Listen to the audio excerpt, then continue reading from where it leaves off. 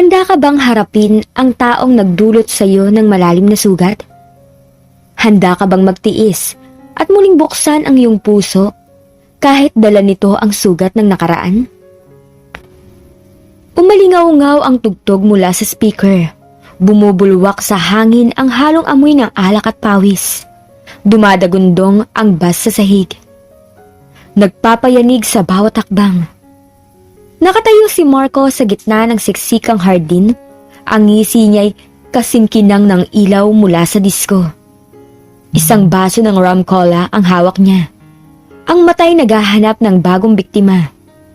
Kilala siya rito, ang hari ng mga party, ang playboy ng universidad. Walang pwedeng makahabol sa kanya. Walang babaeng nakakapagpatino. Ang kanyang reputasyon ay mas mabilis kumalat kaysa sa pinakamabilis na chismis. At gusto niya yon. Ay pare, ayos ba ang gabi? Nilapitan siya ng isa niyang kaibigan, si Hans, na may kasamang babae sa braso. Gabi pa lang, sagot ni Marco. Ang kanyang tingin ay lumilipad sa kabila ng hardin. Kulang pa sa drama. Ay, sabi ko na nga ba wala kang planong magseryoso no? Seryoso? Bakit ko naman gagawin yun? May mga buhay pa akong hindi nalalasap. Tumawa siya, ang tunog nito'y malakas sa ingay ng musika. Ikaw, mukhang may nakuha ka na naman. Well, ganun talaga. Pero may nakita ako, Marco. May bago yata. Hindi ko pa nakikita rito. Tinuro ni Hans ang isang babaeng nakatayo sa gilid. Tahimik na nakamasid sa mga nagsasayawan. Hindi siya nakikipagsayaw. Hindi nakikipag-usap. May sarili siyang mundo. Sinundan ni Marco ang tingin ni Hans. Nakita niya, isang babaeng nakasuot ng simpleng puting damit. Ang buhok ay nakalugay at ang muka'y walang palamuti. Hindi siya katulad ng mga babaeng madalas niyang makasama. Palaban, maingay, at handang makipagkompetensya. Ang babaeng ito ay tila isang bulaklak na hindi pa nalalantad sa sikat ng araw. Inosente, maganda. Sino yan? Tanong ni Marco, ang baso niya'y unti-unting bumaba. Aba, mukhang interesado ka. Hindi ko kilala pero ang ganda diba? Parang hindi nga bagay rito sa party. Ganun ba? Unti-unting gumuhit ang ngisi sa labi ni Marco. Kung ganon, mas lalo siyang bagay sa akin. Lumakad si Marco. Ang bawat hakbang ay may kumpiyansa. Humina ang musika sa pandinig niya habang papalapit siya sa babae. Nakita niyang bahagyang napalingon ng babae. Ang mga mata nito ay malaki at bilog. May gulat sa mga mata niya, parang usa na nakakita ng leon. Hindi ka ba nagsasaya? Tanong niya. Ang boses niya ay malambing, sinadyang ibaba ang tono. Nagitla ang babae, bahagyang napatalon. Ako? Oo, ikaw. Nag-iisa ka lang dito. Hindi ka ba naboboring? Hindi naman. Pinagmamasdan ko lang sila. Ang boses niya ay mahina, halos pabulong. Marco nga pala. Inilahad niya ang kamay. Iris. Kinuha ng babae ang kamay niya. Ang balat nito'y malambot at malamig. Iris. Magandang pangalan. Parang bulaklak. Namula si Iris. Salamat. Bakit hindi ka sumasayaw o umiinom? Hindi ako sanay sa ganito. First time ko rin rito sa party. Talaga? Kaya pala. Pero masasanay ka rin. Gusto mo nang inumin? Rum cola? Ay, wag na. Hindi ako umiinom. Hindi. Sayang naman. Pero okay lang. May mas masarap pa kaysa salak. Tumayo siya ng mas malapit. Gusto mo bang lumabas muna? Ang ingay dito Nagtaka si Iris. Saan? Kahit saan. Basta malayo rito sa ingay. Gusto kitang makausap na maayos. Tumingin sa kanya si Iris. Ang mga mata nito'y puno ng pag-aalinlangan. Nakita ni Marco ang inosensya sa mga mata nito. Ang pag-atubili. Ito ang gusto niya. Ang hamon. Sige. Sagot ni Iris pagkatapos ng ilang sandali. Ang boses niya ay halos hindi marinig. Lumabas sila sa hardin. Naglakad sa mga pathway na may ilaw mula sa mga poste. Tahimik ang gabi. Tanging ang mga tunog ng kuliglig ang naririnig. Ang hangin ay sariwa.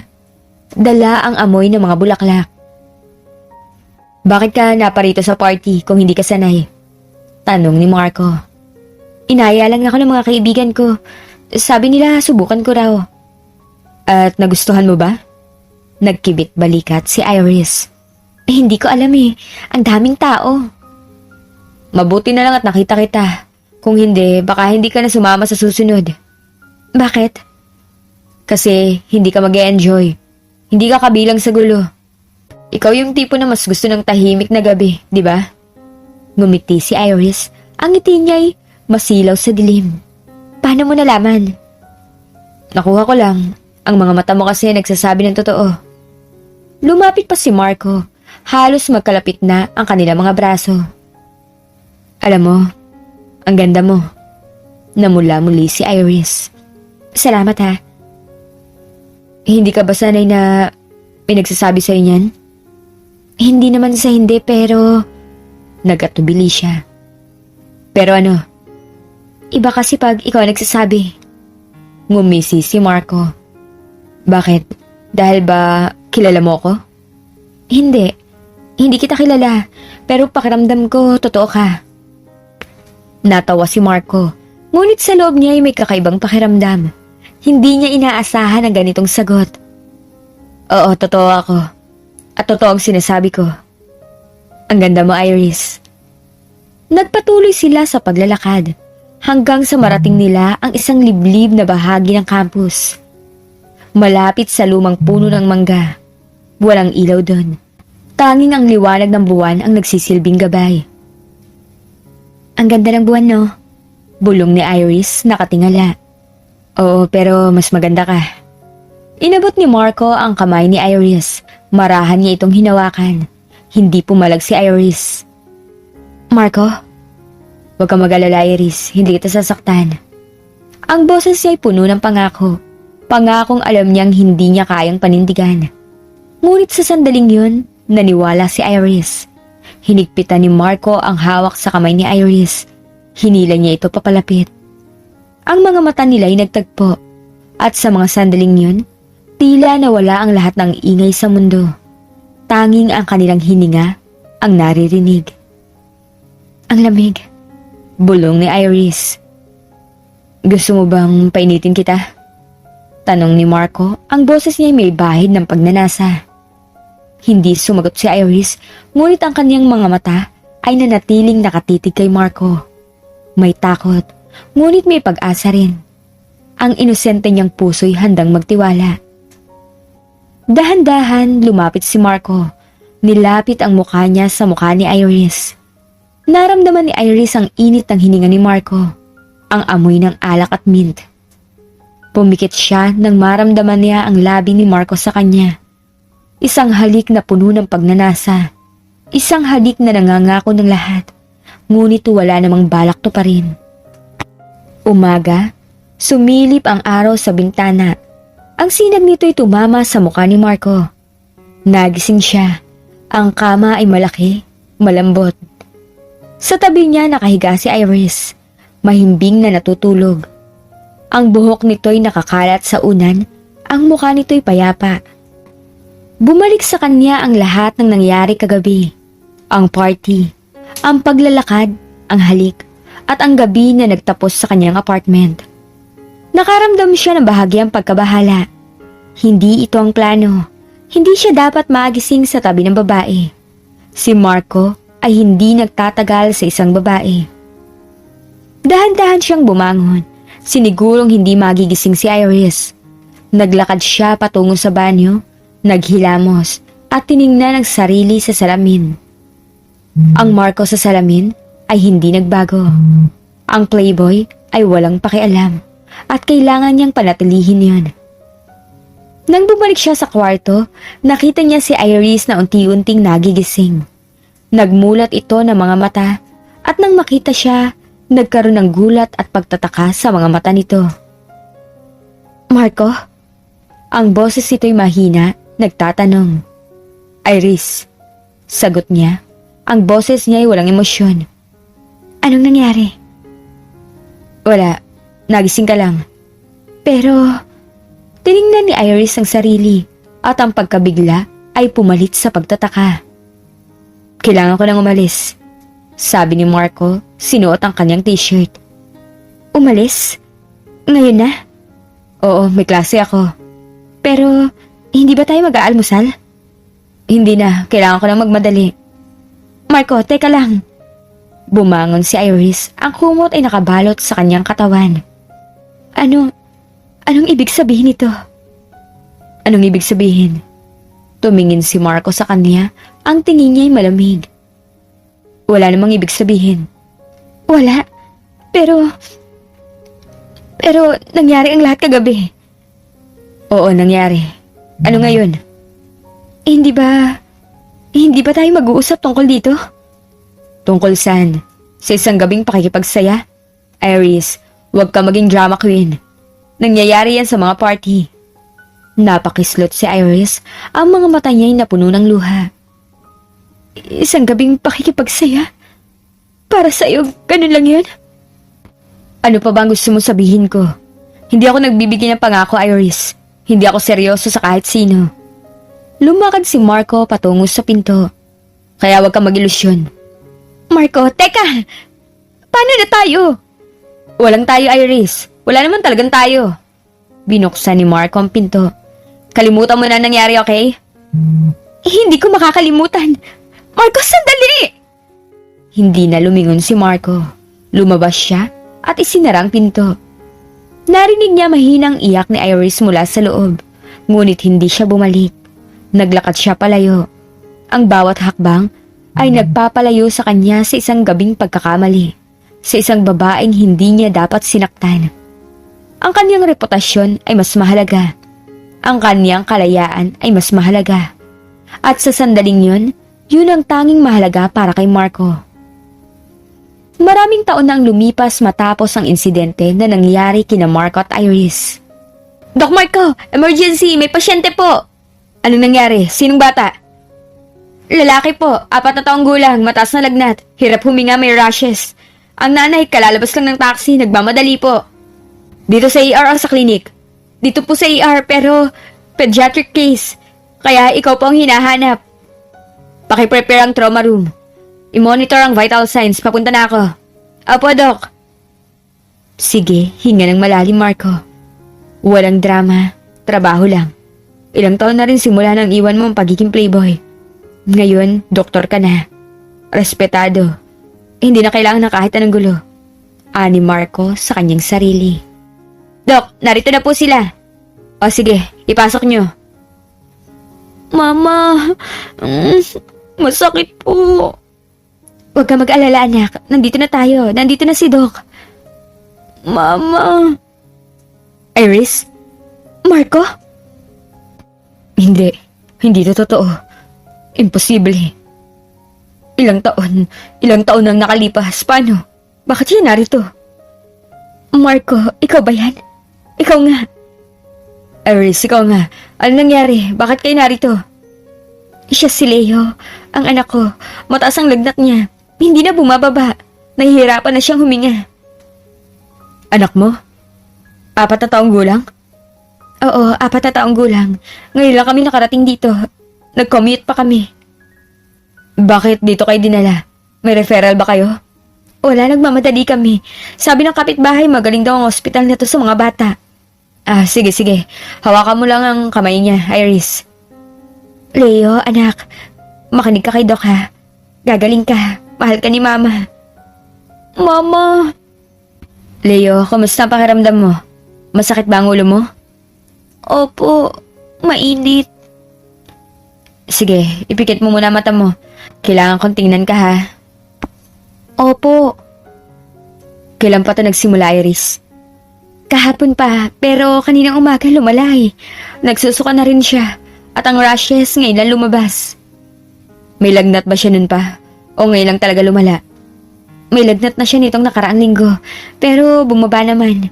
Ngayon lang talaga hindi bumaba. Kahit anong ibigay kong gamot eh. Anong gamot ang binigay mo? Paracetamol, yung pangbata. Regular naman. Okay. Nurse, kuha ng blood sample. Full blood count. CRP electrolytes. Kailangan nating malaman kung anong nangyayari sa loob. Opo, Doc. Iris, umupo ka muna. Kailangan mong kumalma. Nakikita kong nanginginig ka. Paano ako kakalma, Marco? Ang anak ko may sakit. Alam ko, pero kailangan mong maging matatag para sa kanya. Kailangan niya ng lakas mo. Sige, gagawin ko. Leo, kumusta? Pakahinga ng malalim, ha? Isa pa. Okay. May plema ka ba? Opo. Nurse, pakicheck ang lungs. Mukhang may infection sa baga. Opo, Doc. Ama, ang sakit. Ang sakit talaga eh. Tahan na, anak. Nandito na si Doc. Gagaling ka nga. Iris, may history ba ng anumang sakit sa pamilya niyo? Sa inyo o sa tatay niya? Wala naman. Wala akong alam. Healthy naman kami. Okay. May allergies ba siya sa gamot o sa pagkain? Wala rin. Wala akong matandaan. Okay, sige. Kailangan natin siyang i-admit. Hindi ito simpleng lagnat. Kailangan na masusing obserbasyon. Admit? Gaano katagal? Hindi ko masasabi. Depende sa findings. Pero kailangan nating malaman kung ano ang sanhi ng lagnat at rashes niya. Sige. Kahit ano, Marco, basta gumaling ang anak ko. Gagawin namin ang lahat, Iris. Maniwala ka sa akin. Anak mo. 4 na taong gulang eksakto. Hindi ito maaaring mangyari. Hindi. Coincidence lang. Hindi pwedeng siya. Sa isip ni Marco. Nurse, pakiprepare ang IV fluids. Kailangan niya ng hydration. At antibiotics na rin. Broad spectrum muna. Apo, Doc. Marco, magkano nga aabutin? Huwag mo munang isipin yan, Iris. Ang importante, gumaling si Leo. May PhilHealth ka ba? Wala eh. Hindi ko naasikaso. Sige, hayaan mo muna. Pag-usapan natin niya mamaya. Ang importante, kalusugan ni Leo. Salamat, Marco, ha. Maraming salamat. Trabaho ko to, Iris. Trabaho? Bakit pakiramdam ko hindi lang to trabaho? Bakit pakiramdam ko may kung anong kumikirot sa loob ko? Ang ngiti ni Iris. Ang takot sa mga mata niya, ang inosente niyang mukha. Ang gabing yun. Ang pangakong binitawan ko. O ang pangakong hindi ko binitawan. Dahil wala naman akong binitawan. Naguguluhan ang isip ni Marco.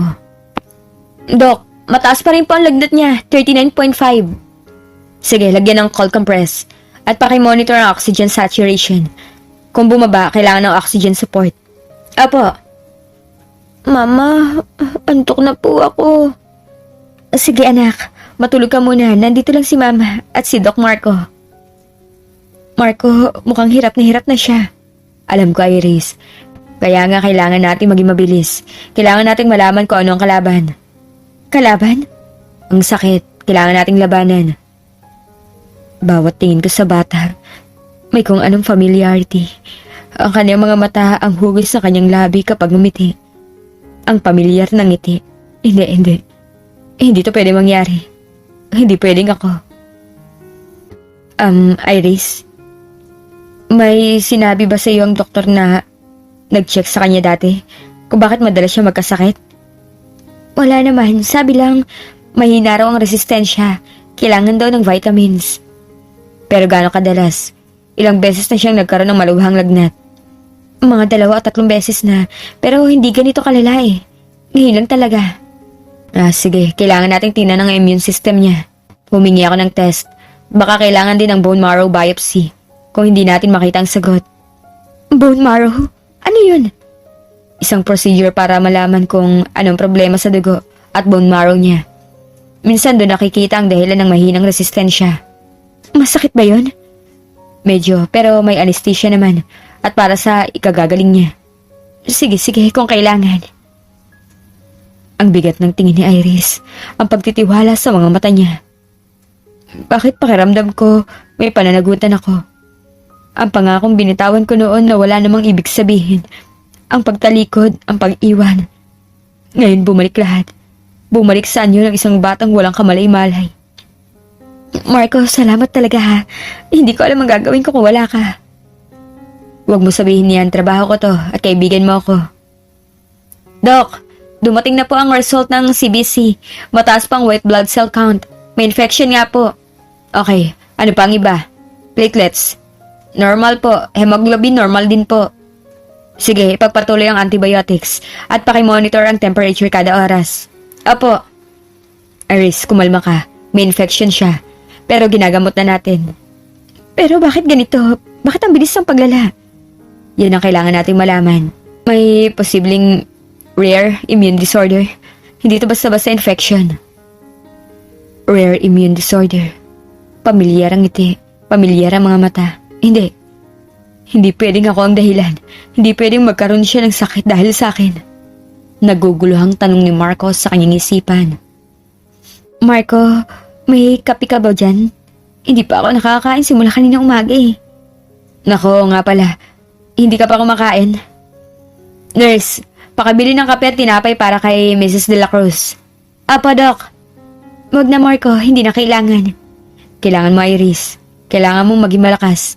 Hindi ka pwede magkasakit. Sino mag-aalaga kay Leo kung sakali? Sige, salamat ha. Iris, saan ka ba nakatira ngayon?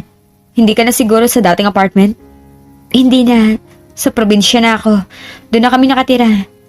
Dito lang kami bumalik para sa check-up niya. Sa probinsya? Gaano kalayo? Mga 5 oras. Sa Batangas. 5 oras? Tapos ngayon lang kayo nagpatingin? Hindi naman. Nagpatingin kami doon. Pero hindi nila makita ko anong problema eh. Sabi lang, ipagdasal na lang daw. Kaya naisipan ko dito na lang. Hindi pwedeng ganun. Kailangan na masusing pag-aaral. Kaya nga eh. Kaya salamat talaga Marco ha. Kung hindi mo kami nakita, wala yun. Talaga bang wala kang alam sa tatay niya? Ha? Bakit mo tinatanong? Wala lang, baka may history ng sakit sa pamilya niya. Makakatulong sa diagnosis. Wala. Wala akong alam eh. Hindi ko na siya nakita simula nun. Ang pag-iwas, ang mabilis niyang sagot. Ang pagbaling ng tingin. Talaga bang wala siyang alam? O ayaw niya lang sabihin? Iris. May tanong ako. Hindi ka nagalit sa akin nun? Nagalit? Saan? Sa pag-iwan ko sa'yo. Sa pagtalikod ko. Sa pagiging basag ulo ko. Anong silbi ng galit, Marco? Hindi naman babalik ang nakaraan. At saka may dahilan ka siguro nun. Dahilan? Ang dahilan ko ay duwag ako. Takot ako sa commitment. Takot ako sa chismis. Takot ako sa pagbabago. Ganun ba? Pero ngayon, iba ka na. Doktor ka na. Respetado. Oo, iba na ako. Pero ang nakaraan, kasama ko pa rin. Lalo na ngayon. Lalo na ngayon. Habang tinitingnan ko ang anak mo. Ang anak na posibleng anak ko. Mama! Masakit pa rin eh. Mama! Tahan na anak. Sige, matulog ka lang. Nandito lang si Mama. Doc, dumating na po ang resulta ng immunoglobulin test. Mababa po ang IgG at IgA. Normal po ang IgM. Mababa? Ibig sabihin may problema sa immune system niya. Humingi ka ng referral sa mga immunologist. Agad ha. Kailangan natin ng second opinion. Apo, doktor. Iris, may problema sa immune system ni Leo. Ibig sabihin, hindi lumalaban ng maayos ang katawan niya sa impeksyon. Pero, anong gagawin natin? Kailangan natin ng tulong ng isang espesyalista. Pero sa ngayon, ipapatuloy natin ang gamutan. At kailangan natin maging handa sa anumang mangyayari. Ang tensyon, ang takot, ang pag-asa. Lahat naghahalo sa loob ko. Gusto kong iligtas ang batang to. Gusto kong malaman ang totoo. Gusto kong malaman kung siya nga. Kung siya nga ang anak ko. Marco, salamat talaga. Hindi ko alam kung paano ako magpapasalamat sa iyo eh. Huwag ka na magpasalamat, Iris. Ang importante, gumaling si Leo. Paano kung hindi siya gumaling? Huwag mo ngang isipin yan. Gagawin natin ang lahat. Maniwala ka sa akin. Ang pangakong hindi ko binitawan nun. Ngayon, gusto kong panindigan para sa kanya. Para sa batang ito. Para sa amin. Iris, may gusto akong itanong sa'yo at sana maging tapat ka sa akin. Ano yun, Marco? Si Leo ba? Anak ko ba siya? Napatigil si Iris. Ang mga mata niya'y lumaki. Puno ng gulat. Ang kaniyang hiningay bumigat. Bakit mo naman natanong yan, Marco? Ang edad niya, ang petsa, ang itsura niya. May mga bagay na hindi ko kayang ipagwalang bahala. Hindi mo anak si Leo. Iris, tinitingnan ko ang mga mata niya. Ang ngiti niya. Parang may familiaridad. Hindi ako pwede magkamali. Nagkakamali ka, Marco. Coincidence lang yan. Coincidence? Hindi ako naniniwala sa coincidence, Iris. Lalo na sa ganitong sitwasyon. Hindi. Wala kang alam. May karapatan ako malaman, Iris, kung siya nga. Wala kang karapatan. Iniwan mo nga kami, di ba? Iniwan mo ako noon. Wala ka ng karapatan sa buhay ko, sa buhay namin. Alam ko nagkamali ako. Pero kung siya nga, may karapatan ako malaman. At may responsibilidad ako. Responsibilidad? Ngayon mo lang naisip ang responsibilidad na yan? Pagkatapos ng ilang taon? Pagkatapos ng lahat ng nangyari? Oo, ngayon lang. Nagkamali ako noon. Pero hindi ko pwedeng ipagwalang bahala ang batang to. Lalo na ngayon na may sakit siya. Kahit na, hindi kanya ama. Hindi mo siya anak. Ako lang ang nanay niya. Ako lang! Iris, please, maging tapat ka sa akin. Kailangan kong malaman para kay Leo. Para kay Leo? O para sa sarili mo? Para sa kanya. Kung siya nga kailangan kong malaman para makatulong ako ng buong buo. Baka may genetic predisposition sa sakit niya. Baka may history sa pamilya ko na hindi ko alam. Wala, hindi mo siya anak. Iris, sa mga mata mo nagsasabi ng totoo. Ang kaba mo, ang pag-iwas mo. Alam ko may tinatago ka. Wala akong tinatago. Alam ko mahirap. Alam ko nagkamali ako. Pero hindi ko na kaya ipagwalang bahala to. Hindi ko kayang baliwalain ang posibilidad na may anak ako na naghihirap. Hindi mo anak si Leo. Sabihin mo sa akin, Iris. Sabihin mo ang totoo. Bakit ka umiiyak, Iris? Kung hindi siya, bakit ka umiiyak? Dahil sa lahat ng nangyari, dahil sa sakit ng anak ko, dahil sa'yo. Sabihin mo, Iris. Please. Ako ba ang ama? Hindi ko kayang sabihin, Marco. Hindi ko kayang sabihin. Bakit? Dahil ba natatakot ka? Dahil ba galit ka sa akin? Natatakot ako.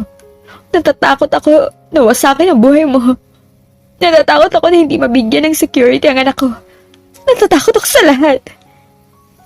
Iris, hindi mo sinisira ang buhay ko. Ang nakaraan ang sumira sa buhay ko. Ang pagtalikod ko. Pero ngayon, gusto kong ayusin ang lahat. Hindi mo na kailangan ayusin ang kahit ano. Nagawa ko na mag-isa. Nagpalaki ako ng anak mag-isa. Nagtrabaho ako mag-isa. Lahat mag-isa lang ako. At pinapahanga mo ako, Iris. Pinahanga mo ako sa lakas mo. Pero ngayon, kailangan mo ng tulong. Kailangan ni Leo ng tulong. At kung ako nga ang ama niya, may obligasyon ako. Wala kang obligasyon sa amin. Mayroon. At hindi ko na kayang ipagwalang bahala. Hindi ko na kaya maging duwag. Kailangan ko malaman, Iris, ang totoo. Ang paghinga ng malalim ni Iris, ang pagtitig niya sa akin, puno ng sakit at pagod. Oo, Marco. Oo. Siya ang anak mo. Si Leo, anak mo siya. Ang mga salita, ang pag-amin, ang bigat ng katotohanan. Lumubog ang lahat sa akin. Ang sakit, ang guilt, ang pagmamahal na biglang bumuluhak. Iris, bakit? Ba't hindi mo sinabi? Natakot ako. Natakot ako na sirain nga yung buhay mo. Alam kong playboy ka eh. Alam kong hindi ka seryoso. Ayoko maging pabigat sa'yo. Pabigat? Hindi ka pabigat, Iris. Hindi kailanman. Nagkamali ako. Nagkamali ako ng sobra. Patawarin mo sana ako. Patawarin? Paano? Paano mo babayaran ang lahat ng sakit? Ang lahat ng paghihirap? Hindi ko alam. Hindi ko alam, pero gagawin ko lahat. Gagawin ko lahat para sa'yo. Para kay Leo, maniwala ka sa akin. Paano ako maniniwala sa'yo? Matapos na lahat? Hindi ko alam, pero kailangan natin magsimula. Kailangan natin magtulungan para kay Leo. Siyang importante ngayon. Oo, siya. Siyang importante. Ang pag-amin, ang pagdududa, ang sakit, lahat ay naroon. Pero mas matindi ang paghahangad na iligtas ng bata. Ang anak ko. Doc, dumating na po ang immunologist. Si Dr. Reyes? Sige, papasukin mo. Iris, kailangan natin makipag-usap sa kanya para kay Leo. Sige Marco. Ang bagong simula, hindi sa paraang inaasahan ko, hindi sa paraang pinangarap ko, kundi sa gitna ng sakit at trahedya. Ito ang responsibilidad na matagal ko nang tinakasan. Ngayon ay haharapin ko na. Dr. Reyes, salamat at mabilis kayo nakapunta. Ito po si Leo, 4 na taong gulang. At ito po ang nanay niya, si Iris. Kumusta po, Mrs. De La Cruz? Doc Marco, anong findings mo? Mataas ang lagnat, rashes, hirap huminga, may pneumonia, at ang immunoglobulin test, mababa ang IgG at IgA. Naghihinala ako ng primary immunodeficiency. Okay, let me check the patient. Leo, kumusta anak? Ako si Dr. Reyes, kaibigan ko si Doc Marco. Tutulungan ka namin ha? Opo. Iris, si Dr. Reyes, ang isa sa pinakamahusay na immunologist sa bansa. Malaki may tutulong niya. Salamat po, Doc. Based on the initial assessment, mukhang tama ka, Doc Marco. May possibility nga na primary immunodeficiency. We need to do more specific test. Genetic testing. Yung flow cytometry. Pati yung lymphocyte proliferation. Kailangan nating malaman kung anong klase ng immunodeficiency to. Sige po, ipagpatuloy natin ang lahat ng test na kailangan. Mama, sakit na naman ng tiyan ko. Nako, anak, sige, hinga ka lang ng malalim ha. Dok, sumasakit na naman ang tiyan niya. Nurse, pakicheck ang abdomen. Ano tenderness? Ano distension? Apa, Doc? Ang pagbilis ng tibok ng puso ko, ang pagtaas ng tensyon, hindi na to simpleng kaso. Ito ang buhay ng anak ko. Ang anak ko. Doc Reyes, ano po ang prognosis kung sakaling primary immunodeficiency nga? Well, depende sa klase, Doc Marco. May mga klase na manageable. May mga klase na mas malala. Ang pinakamalala ay SCID, Severe Combined Immunodeficiency. Kung ito nga, kailangan ng bone marrow transplant. Bone marrow transplant? Gaano kahirap yun? Napakahirap. Ang kailangan ng compatible donor. Kadalasan, kapatid ang pinakamagandang match. Pero wala siyang kapatid, Doc. Ganun ba? Kung gayon, kailangan nating humanap ng unrelated donor. Pero malayo ang posibilidad. O kaya kailangan ng haploidentical transplant kung saan ang magulang ang donor. Magulang? Ako ang ama. Kung siya nga, ako ang kailangan, ako ang donor. Doc Reyes, kung sakaling kailangan, handa ako maging donor. Nilingon ako ni Iris, ang mga mata niya ay puno ng pagtataka at gulat. Marco, huwag kang mag-alala, Iris, gagawin ko ang lahat para sa kanya. Doc Marco, alam mo ba ang risk ng haploidentical transplant? Mataas ang risk ng GVHD, graft versus host disease, at napakamahal. Alam ko po, pero kung yun ang kailangan para mailigtas siya, gagawin ko. Sige, pero wag muna nating pangunahan. Hintayin muna natin ang result ng test. Ang importante ngayon, stabilize natin siya. Ang lagnat at pneumonia, yun ang kailangan nating kontrolin kaagad. Opo. Iris, huwag ka mag-alala. Gagawin namin ang lahat. Lahat-lahat. Salamat, Marco. Salamat, ha. Ang paghawak niya sa kamay ko, ang pagtitiwala sa mga mata niya, ang bigat ng responsibilidad. Ito ang simula ng aking pagtubos. Ito ang simula ng pagiging ama. Doc Marco, kailangan natin ilipat si Leo sa ICU. Ang kondisyon niya lumala. Ang oxygen saturation bumaba na. ICU? Ngayon na? Opo, kailangan na masusing monitoring. At baka kailangan ng intubation. Intubation? Hindi siya pwedeng intubate. Dok, kailangan natin siyang tulungang huminga. Kung hindi baka hindi na siya umabot. Sige. Ihanda ang ICU. Ako mag-intubate sa kanya. Opo, Dok. Iris, kailangan nating ilipat si Leo sa ICU. Mas masinsinan ng pag-aalaga doon. ICU? Pero delikado ba siya? Delikado siya, Iris. Pero gagawin namin ang lahat para iligtas siya. Maniwala ka sa akin. Marco, ang anak ko. Nandito ako, Iris. Hindi kita iiwan. Hindi ko siya iiwan. Ang pangako. Ang pangakong hindi ko binitawan noon. Ngayon, binitawan ko. At paninindigan ko para sa anak ko. Para sa aming lahat. Mama! Ayoko na. Sakit-sakit na. Tahan na, anak. Sige na. Matulog ka na lang muna, ha? Pagkagising mo, gagaling ka na. Marco, please. Iligtas mo ang anak ko. Gagawin ka, Iris. Gagawin ko. Ang bigat ng kanyang kamay sa aking balikat. Ang mga luha niya, ang sakit. Ngayon magkasama kami sa gitna ng trahedya. Sa gitna ng pag-asa. Doc Marco, handa na po ang ICU. Sige, tara na, Iris, sumama ka sa amin. Pero hanggang sa labas lang muna. Sige, sige. Ang paglalakad namin patungo sa ICU. Ang bawat hakbang ay mabigat. Ang bawat hakbang ay puno ng pag-asa at takot. Ang nakaraan, ngayon at kasalukuyan. At ang kasalukuyan ngayon ay may kinabukasan. Ang kinabukasan ng anak ko.